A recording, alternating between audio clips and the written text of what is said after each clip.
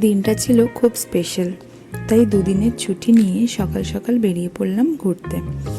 চোখে ঘুম নিয়ে সকালবেলা একদম বিনা মেকআপেই বেরিয়ে পড়েছি, কারণ অত সকালবেলা ইচ্ছা করছিল না। আসলে যেহেতু বাই রোড যাব, তো সেই জন্য সকাল সকালে একটু বেরোতে হয়েছিল, নালে তাড়াতাড়ি পৌঁছাতে পারতাম না। চারিদিকে গ্রাম দেখতে দেখতে আমরা আমাদের গন্তব্যস্থলে পৌঁছে গেলাম। আসলে গ্রামটা ভীষণই সুন্দর, ভীষণই ছোট্ট একদম, আর রাস্তাগুলো খুব সরু সরু, কিন্তু ভীষণ ভালো লাগছিল। আসলে শহরের কোলাহল থেকে দুদিনের জন্য যখন এরকম জায়গায় ঘুরতে যাই, তখন সত্যি ভীষণ ভালো লাগে। আর এত গাছপালা ছিল, এত সুন্দর হাওয়া দিচ্ছিল, যেটা তো সচরাচর আমরা পেয়ে থাকি না, সেই জন্য আলাদা করে ভীষণই ভালো লাগছিল। কথা বলতে বলতে আমরা চলে এলাম আমাদের যে রিসর্টে থাকার, সেটা হচ্ছে ব্লু আইস ইকো রিসর্টে।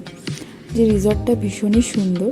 এই যে এটা হচ্ছে রিসর্টের এন্ট্রি গেট, আমরা এখান থেকে এন্ট্রি করব।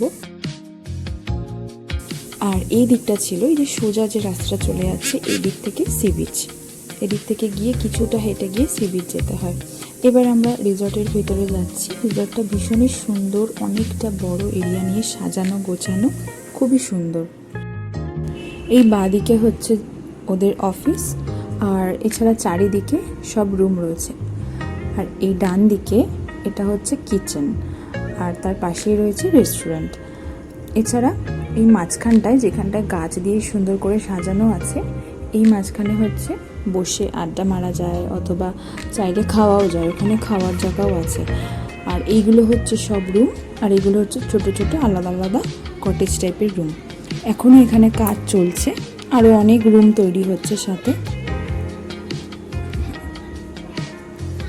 এই যে আমরা গাড়ি নিয়ে এসেছিলাম, তো আমাদের গাড়ি ওখানে পার্কিং করতে বলেছিল।